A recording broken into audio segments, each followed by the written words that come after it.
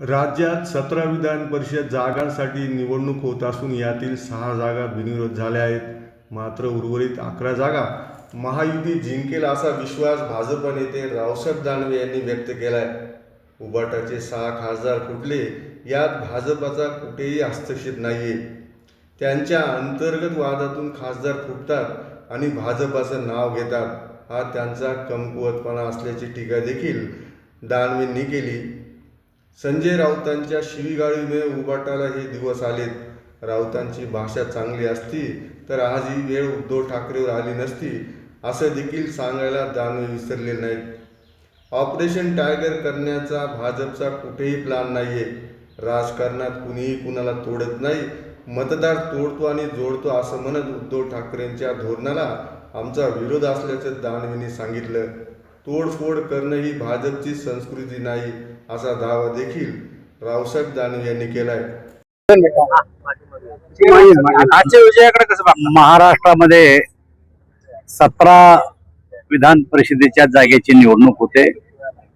17 जागेपैकी 6 जागा भारतीय जनता पक्ष आणि शिवसेनेच्या बिनविरोध निघालेल्या आहे.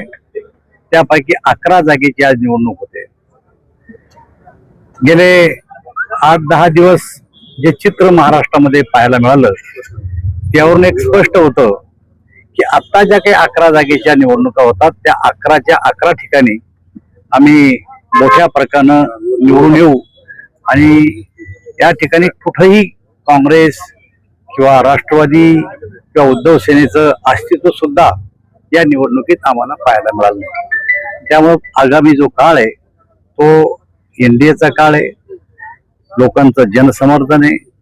लोकसभेत जर सोडलं तर विधानसभा, नगरपालिका, जिल्हा परिषदा, पंचायत समित्यात मोठ्या प्रमाणात यश मिळालं. त्याच पद्धतीप्रमाणे याही ठिकाणी आम्हाला यश मिळणार आहे. ठाकरे गटाचे 6 खासदार वेगळा गट स्थापन केलेला आहे. कालपासूनच्या घडामोडी तुम्ही पाहताय, काय म्हणाल तुम्ही या संदर्भात? तो शिवसेनेचा अंतर्गत प्रश्न आहे.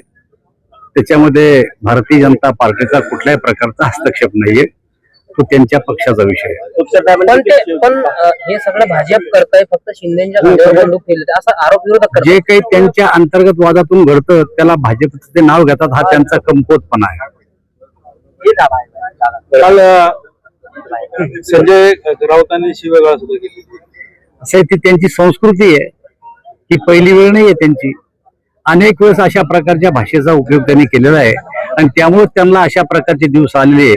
कदाचित संजय राऊताची भाषा जर चांगली असती तर आज जी उद्धव ठाकरेवर पाळी आली ती आली नसती. ऑपरेशन टायगर भारतीय जनता पार्टीचा असा कुठलाही ऑपरेशन टायगर करण्याचा कुठं प्रयोग नाहीये. आता जालना शहरात पत्रकार हल्ले व्हायला लागले, गुन्हेगारी वाढली, याकडे काय पाहणार दादा? मला असं वाटतं की अशा प्रकारचे हल्ले होऊ नये आणि त्यासाठी आम्ही दखल घेतली आणि पत्रकारांनी सुद्धा त्याची दखल घेतलेली आहे. तुम्ही आमचा पक्ष तोडला तर आम्ही तुम्हाला तोडू, असा थेट इशारा संजय राऊत देताना. मला असं वाटतं की राजकारणामध्ये कोणी कोणाला तोडत नसतं आणि कोणी कोणाला मोडत नसतं. तोडतो तो मतदार, जोडतो तो मतदार. आज मतदाराने त्यांना पूर्णपणे तोडून टाकलेलं आहे. राहिले काल तोडलंय. त्यामुळे आता आमच्या सारख्यावर अशा प्रकारचे बेछूट आरोप करणं भारतीय जनता पार्टीवर हे त्यांचं चुकीचं आहे. त्यांचा आपेस झाकवण्यासाठी कोणावर राग काढतील ते आमच्यावर काढतात. तर यानंतर त्यांची परिस्थिती कशी असेल? कारण तुम्ही सातत्यानं उद्धव ठाकरेंवरती टीका केली होती, ठाकरे बंधूवरती केली होती. आता कालच्या घटनेनंतर आमचं आणि उद्धव साहेबांचं काही वैर नाहीये. त्यांच्या धोरणाला आमचा विरोध आहे. असांगाशी संगत करून मागच्या काळामध्ये त्यांनी बाळासाहेब ठाकरे आणि प्रमोद महाजनांनी जी युती केली होती ती युती तोडली आणि काँग्रेस, राष्ट्रवादी काँग्रेस ज्यांच्या विचाराशी त्यांचा आणि आमचा पुढे ताळमेळ खात नाही त्यांच्याशी युती केल्यामुळे त्यांच्या आणि आमचा वैचारिक वाद आहे. त्यांचा आमचा वैयक्तिक वाद नाहीये आणि त्याचा परिणाम म्हणून जनतेनं त्यांना त्याची पनिशमेंट दिलेली आहे. ती महापालिकेतही दिली, जिल्हा परिषदला दिली आणि विधानसभेत पण दिली. नाही, आता 2029 ची परिस्थिती ठाकरे सेनेची कशी राहिली?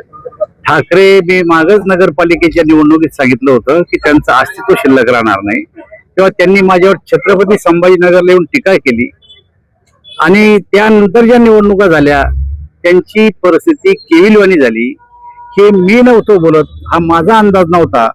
हिंडून फिरून जे काही जनतेमधलं मत होतं ते मत मी त्यावेळेस व्यक्त केलं होतं आणि ते दिवसेंदिवस खरं ठरतंय. राज्यातले पण खात्यांची काही आमदार होतील असं वाटतं? आणि हा त्यांचा विषय, कोणाचा, दोन्ही शिवसेनेचा. भाजपचा अशा प्रकारचा कुठलाही प्लॅन नाही. तर भाजपच्या संपर्कात काही आहेत का? आम्हाला संपर्कात ठेवण्याची गरज नाही. आमच्याकडे भरपूर आहेत आणि आम्ही असं काही कोणाच्या फोडतोडीचं राजकारण करत नाही भाजप.